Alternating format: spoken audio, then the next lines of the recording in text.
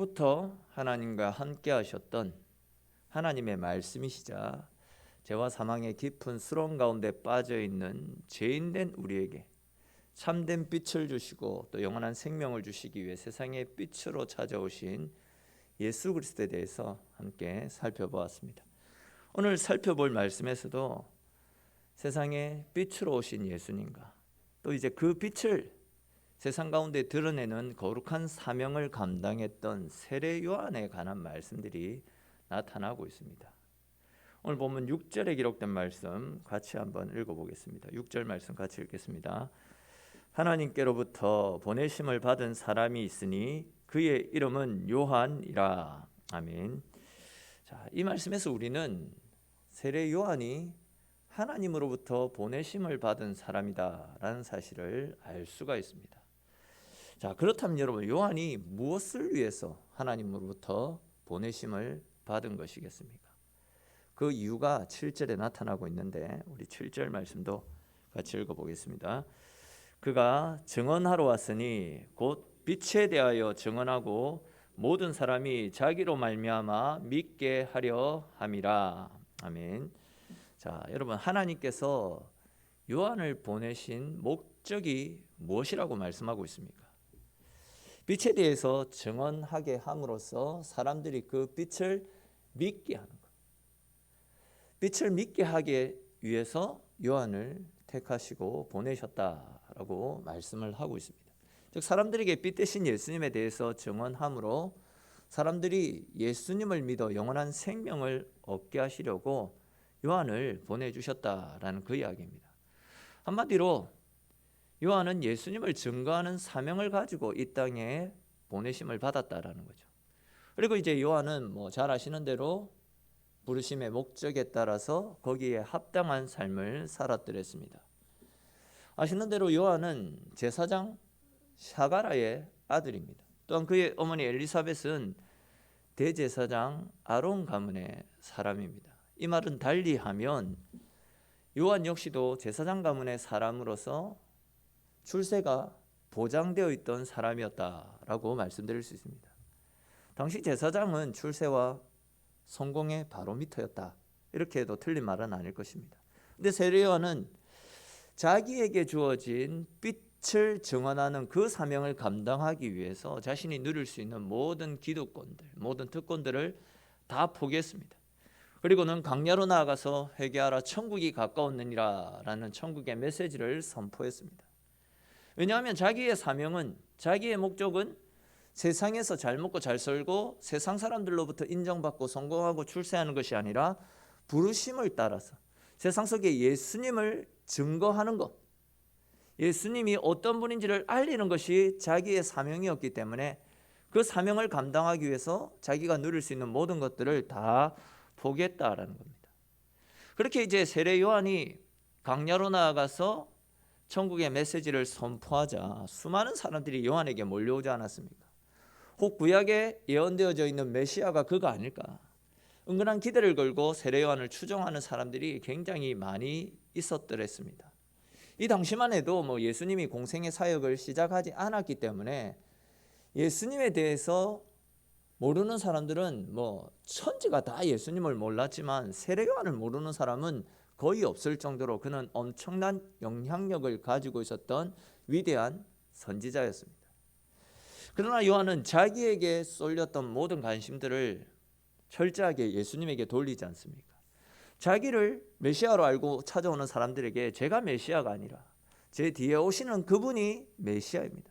저는 빛으로 오신 예수님을 증언하는 사람이지 저는 절대 그 빛이 아닙니다 라고 철저히 자기를 부인하고 예수님을 드러내는 삶을 살았습니다.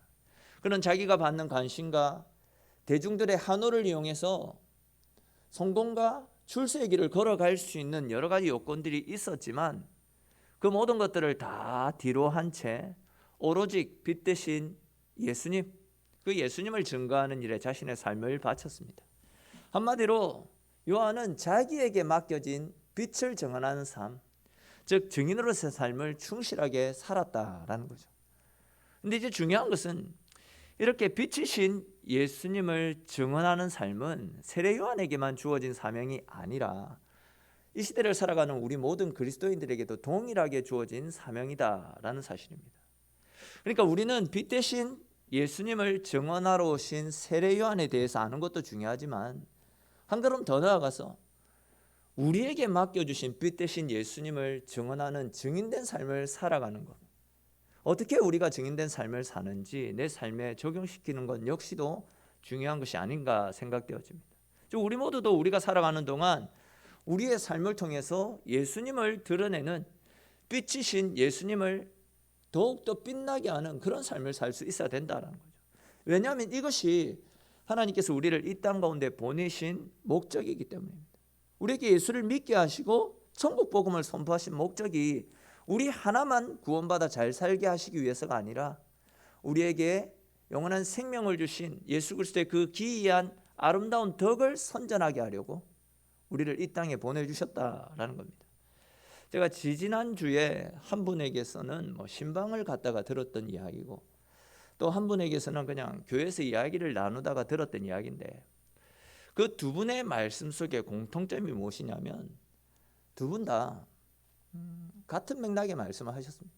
내가 예수 믿는 사람이기 때문에 증인된 삶을 살기 위해서 잘 되지는 않고 아직도 많이 부족하지만 나름대로 열심히 노력하고 있는 자신들의 삶에 대해서 이야기를 해주시더라고요. 사실 우리는 얼마나 많은 것을 가지고 있느냐, 또한 얼마나 큰 힘을 가지고 얼마나 큰 영향력을 끼치며 살아가느냐, 그런 것들을 가지고 사람을 평가할 수 있을지 모르겠지만 아무리 많은 것을 가지고 아무리 큰 영향력을 행사한다 할지라도 그 삶을 통해서 예수 그리스도를 드러내지 못하고 있다라고 한다면, 내 삶 속에 예수님이 증거되어지지 않는다라고 한다면 그런 인생은 결코 하나님을 기쁘시게 해드릴 수 없는 인생입니다. 결코 하나님의 입장에서는 그런 인생은 성공한 인생이라고 말할 수 없다라는 거죠.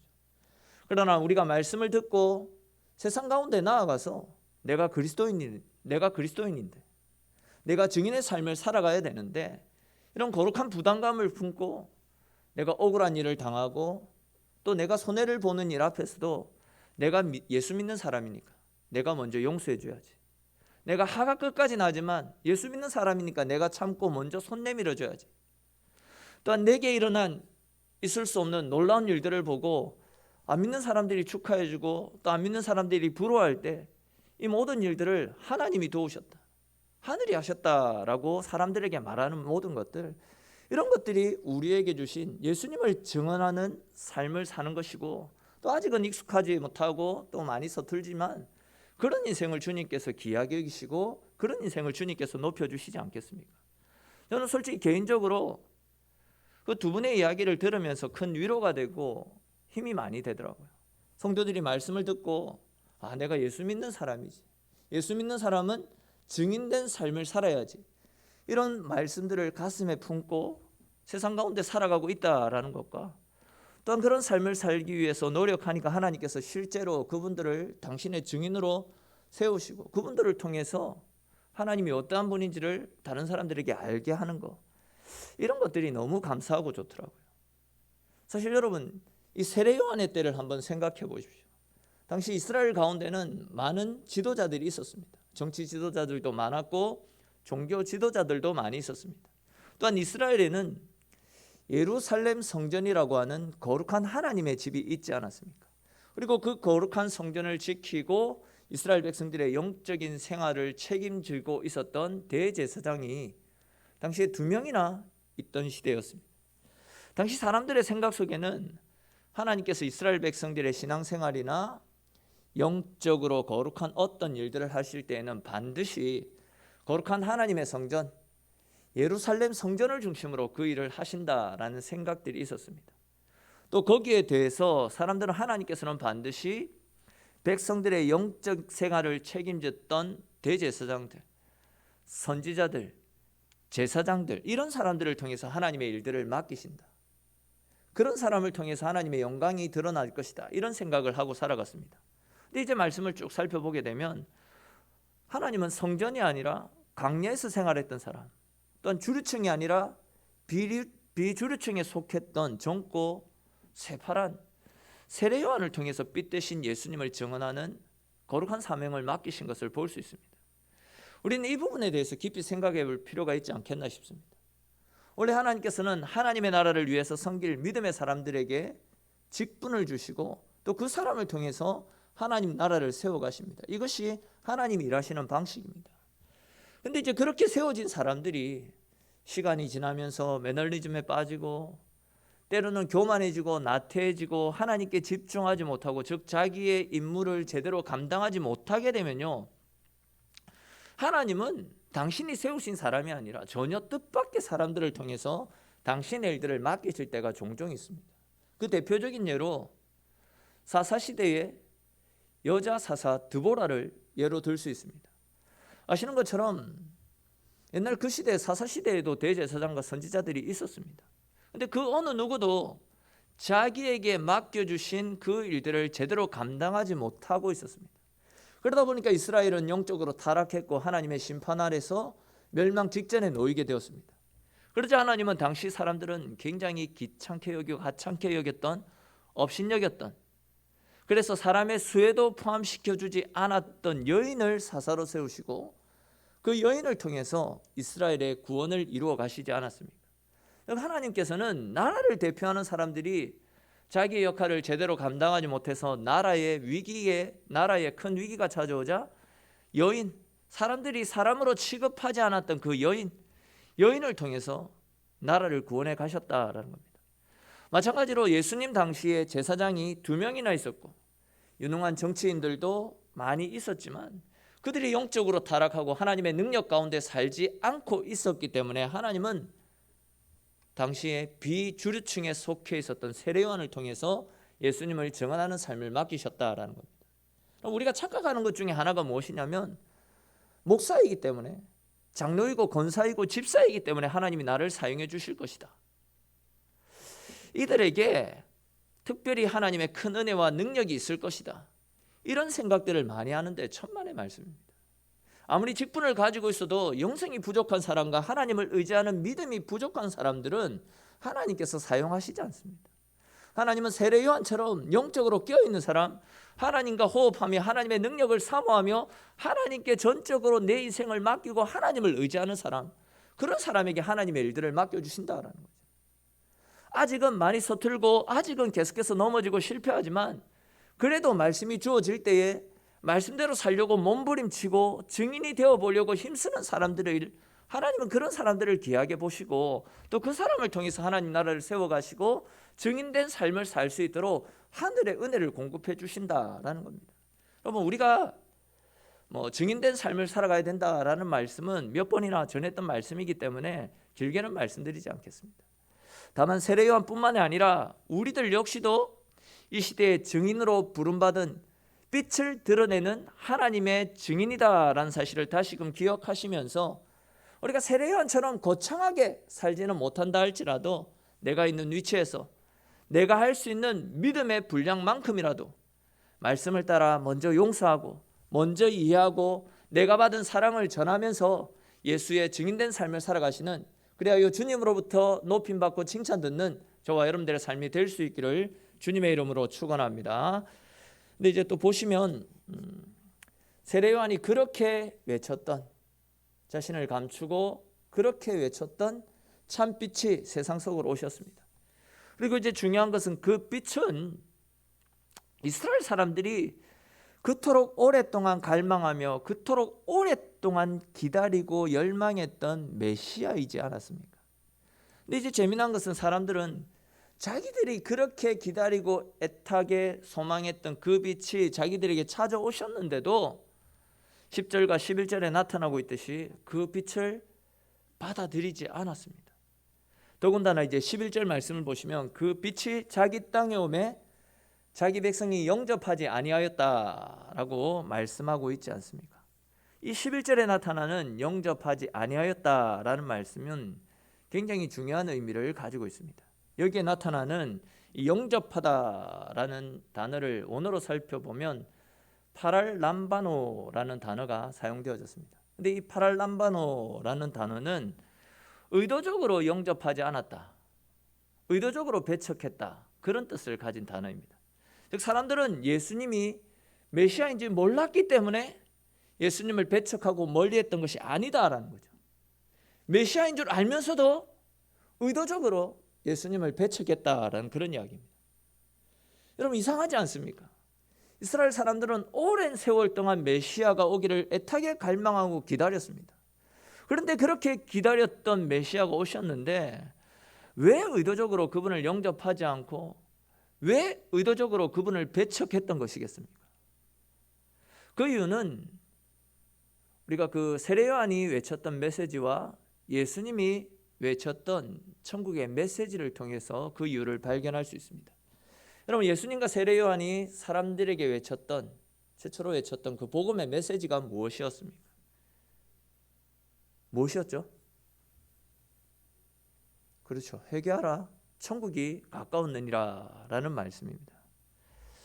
제약된 세상 속에 회개하라, 천국이 가까웠느니라 라는 메시지를 선포하면서 세상을 밝히려고 노력했습니다. 그렇게 예수님께서 회개를 촉구하는 하나님의 메시지를 선포하니까 어떻게 됩니까? 빛이 비치니까 어둠의 실체가 그대로 다 드러나게 됩니다. 세상의 어둠에 감춰져 있던 죄와 허물들이 예수 그리스도라고 하는 강력한 빛에 의해서 온천에 다 드러나게 되었던 겁니다. 즉, 이전에는 빛을 비추는 사람이 없었기 때문에 자기들이 했던 일들이 죄인지 아닌지, 부끄럽고 더러운 일인지 전혀 알지 못했는데, 알면서도 그것을 지적하는 사람이 없어서 더욱더 활기를 치고 그 짓을 하고 살아갔는데, 빛을 비추니까, 강력한 빛이 비치니까 자기들이 하는 일들이 얼마나 부끄럽고 수치스러운 일인지 세상 가운데 다 드러나게 되었습니다. 그런데 이제 중요한 것은 이렇게 빛을 통해서 자신의 죄와 허물이 드러났을 때에도 사람들에게서 두 가지 반응이 나타났습니다. 사도행전 2장 말씀에 나타나는 말씀을 예로 들면 좀 더 쉽게 이해가 되지 않겠나 생각되는데, 사도행전 2장의 말씀을 보시면 오순절날 성령 충만함을 받았던 베드로와 또 다른 제자들이 사람들 앞에서 복음을 선포합니다. 그 복음의 핵심은 예수님께서 우리를 죄와 사망에서 구원하시고 영원한 생명을 주시기 위해서 이 땅 가운데 오셨는데 아무런 죄가 없는 그분을 우리가 십자가에 못 박아 죽였다라는 말씀이었습니다. 근데 이제 그 말씀을 들었던 상당수의 사람들이 사도행전 2장 37절에 기록된 말씀처럼 마음에 찔림을 받습니다. 그리고는 우리가 어떻게 해야 되느냐라고 제자들에게 물어봤습니다.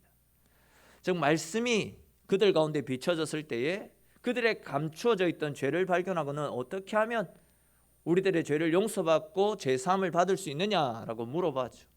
그리고 이제 그들은 제자들의 말을 따라 그들의 죄를 회개하고 세례를 받았는데, 그때 성령 충만함의 은혜가 그들 가운데 강력하게 임했습니다. 그래야 그들의 영혼이 새롭게 거듭나는 하늘의 은혜를 누릴 수 있었습니다. 그러나 빛이 비칠 때 모두가 이런 반응을 보였던 것은 아니지 않았습니까? 예수님을 통해서 빛이 비치고 그동안 감춰져 있던 그들의 죄가 드러나게 되자 그 빛을 싫어하고 오히려 그 빛을 거부한 채 오히려 그 빛을 제거하려고 발악하는 사람들도 있었습니다. 당시 종교 지도자들이 그런 사람들 아니었습니까? 그들은 빛이 비치자 그동안 감춰져 있던 자기들의 죄가 드러나는 것이 굉장히 싫었습니다.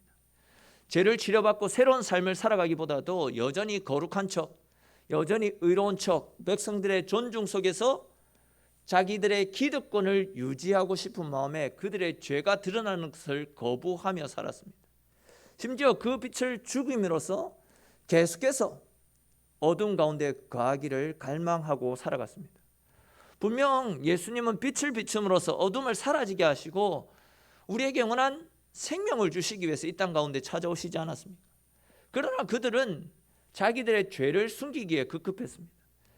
그러다 보니까 예수님께서 이 땅 가운데 오셔서 이미 예수님을 통해서 하나님 나라, 천국의 잔치가 시작이 되어졌는데도 불구하고 당시 종교 지도자들은 모든 백성들이 누리는 천국의 기쁨을 누리지 못했습니다. 즉, 예수님을 통해서 각종 병자들이 치료되어졌고 죽은 자가 살아나는 천국의 큰 축복들이 열리고 있었는데, 빛을 거부한 그들만큼은 이렇게 능력을 행하시는 예수님으로 인해서 자기들의 기득권이 빼앗기지는 않을까 전전긍긍 불안해하며, 모든 사람이 기쁨 가운데 있는 그 상황 가운데서도 그들만큼은 마음의 지옥, 고통과 괴로움에 빠져 있지 않았습니까?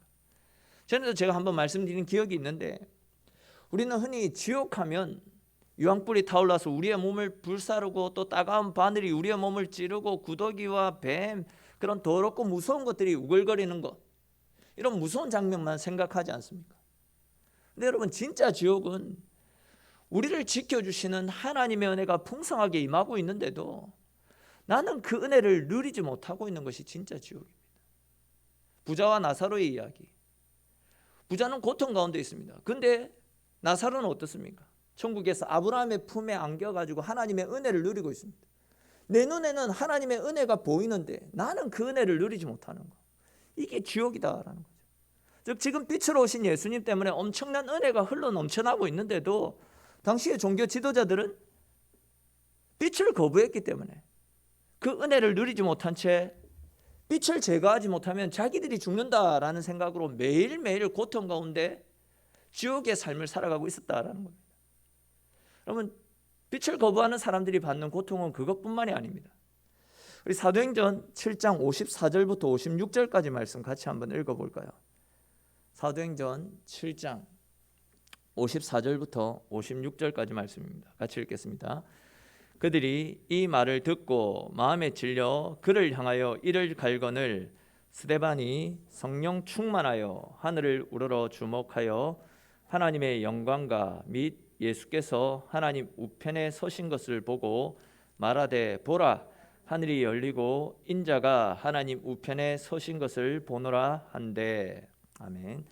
자, 이 말씀은 스데반이 예수님이 우리를 살리기 위해 이 땅에 오셨는데 사람들이 그 예수님을 죽였다라는 내용의 복음을 선포했다가 예수님을 죽이는데 앞장섰던 사람들이 마음에 찔림을 받지만 회개하지 않고 오히려 스데반도 죽이기 위해 덤벼드는 상황 속에서 일어난 말씀입니다. 자, 그런데 이제 55절과 56절 말씀을 잘 보시면요, 우리 55절 말씀, 56절 말씀 한번 띄워주실래요? 보시면 이 말씀 가운데 반복해서 나타나는 말씀이 있을 겁니다. 56절도 한번 띄워주실래요? 55절과 56절 말씀에 보시면 반복해서 나타납니다. 아시듯이 반복해서 나타나는 말씀은 중요하기 때문에 강조를 하는 거다라고 말씀을 드렸잖아요. 우리가 보통 잘 알고 있듯이 예수님은 평상시에, 표현이 좀 그렇지만 예수님은 하늘 보좌 우편에 앉아 계시잖아요. 항상 예수님은 보좌 우편에 앉아 계십니다. 근데 금방 읽었던 이 사도행전 7장 55절 56절 말씀에서는 예수님이 서 계신다라고 말씀하고 있죠. 서 계신다. 그리고 이제 여기에 나타난 서 계신다라는 표현은 어떨 때 사용하냐면 왕이 자기 백성들을 괴롭히는 원수들을 물리치기 위해서 출정할 때, 그때 서 계신다. 일어나소서, 일어나소서. 시편에 보면 이런 표현들이 많이 나타나거든요. 우리를 괴롭히는 원수들을 왕이여 일어나소서, 일어나소서, 우리를 지켜주소서, 이런 표현들이 많이 나타납니다. 즉 지금 예수님이 보좌 우편에 일어나 계신 것은 복음을 전하는 스데반을 괴롭히는 당신의 원수들을 물리치시기 위해서 일어나셨다, 이런 표현을 지금 사용하고 있다라는 거죠. 그러니까 이제 지금 하나님 우편에 서 계신다라는 것은 예수님께서 복음을 해방하고 스데반을 돌로 쳐서 죽이려고 하는 악한 자들을 물리치기 위해서 자리를 박차고 일어나셨다, 이런 표현을 지금 사용하고 있는 겁니다. 그러니까 이제 이 상황을 종합해서 말씀을 드리면 빛을 거부하는 사람들은 모두가 천국의 기쁨을 누리는 가운데서도 자기는 그 은혜를 누리지 못할 뿐만이 아니라 주님의 원수로 간주되어서 결국은 주님으로부터 심판을 받게 된다라는 말씀입니다. 자, 그런데 이제 이와는 반대로 12절 이후의 말씀을 보시면 빛을 거부한 사람들이 아니라 빛을 받아들이는 사람들에게 주시는 하나님의 은혜가 나타나고 있는데, 우리 다 같이 12절의 말씀을 한번 읽어보도록 하겠습니다. 오늘 본문 12절 같이 읽겠습니다. 영접하는 자 곧 그 이름을 믿는 자들에게는 하나님의 자녀가 되는 권세를 주셨으니. 아멘.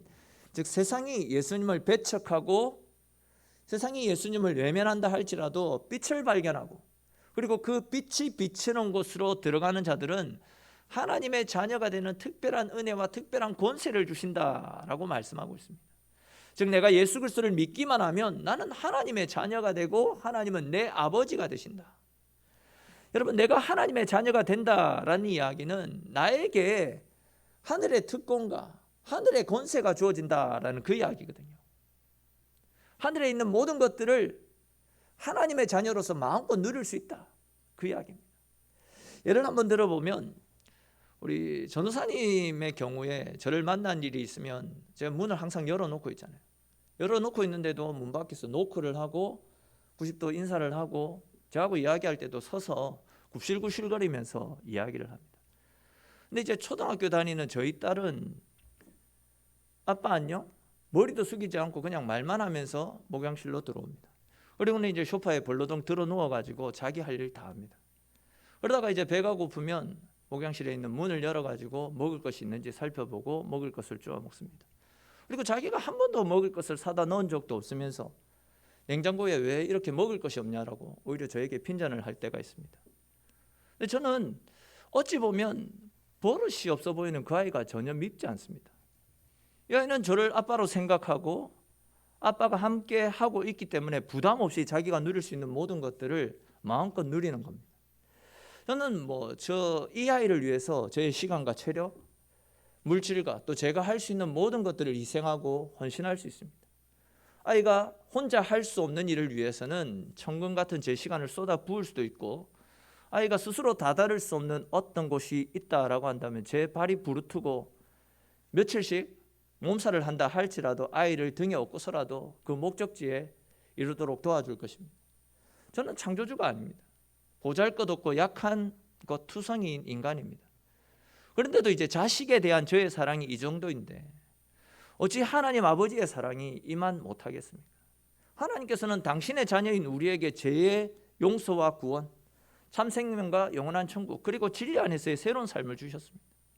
우리에게 하나님의 자녀로서의, 우리가 누릴 수 있는 자녀로서의 특권과 권세를 주시기 위해서 당신의 독생자를 십자가의 희생 제물로 내어주시기까지 우리를 사랑해 주셨습니다.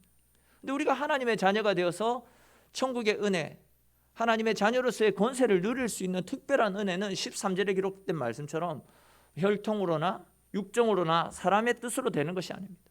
오직 하나님께로 난 자들이어야지 하나님의 자녀로서의 특권과 권세를 누릴 수 있다라고 이야기합니다. 무슨 이야기입니까?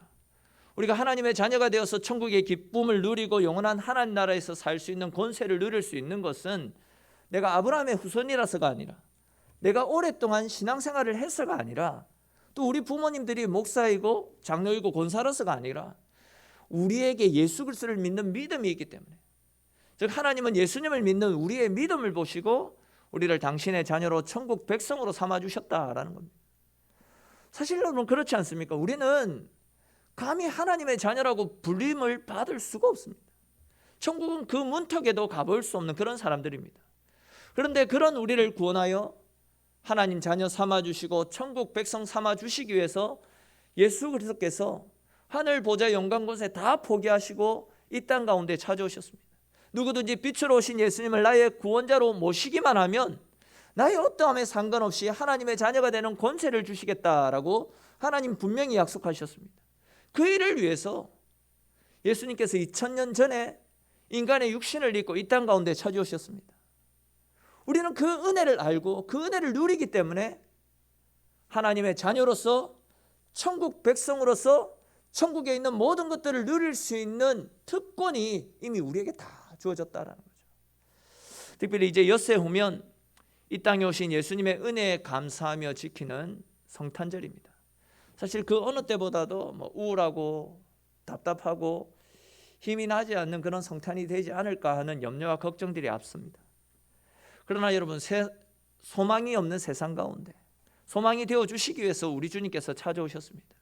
주님이 찾아오신 것 자체가, 주님이 우리와 함께하고 있다는 것 자체가 모든 세상이, 무엇보다도 우리가 알고 우리가 기뻐해야 되는 가장 크고 기쁜 소식 아니겠습니까? 시대가 어둡기 때문에, 또한 사람들이 소망이 없다라고 이야기하고 있기 때문에 더욱더 우리는 빛으로 이 땅 가운데 찾아오신 예수님을 전하고 그 예수님으로 인하여서 기뻐하는 삶을 살아야 됩니다. 사랑하는 성도 여러분, 우리를 죄와 사망에서 구원하시기 위해서 예수님이 이 땅 가운데 찾아오셨습니다. 우리는 다른 그 어떤 것들이 아니라 주님이 나와 함께 하시는 것으로 기뻐하십시오. 주님이 나의 하나님 되심에 감사하고 그 하나님으로 말미암아 기뻐하는 삶을 살아가십시오.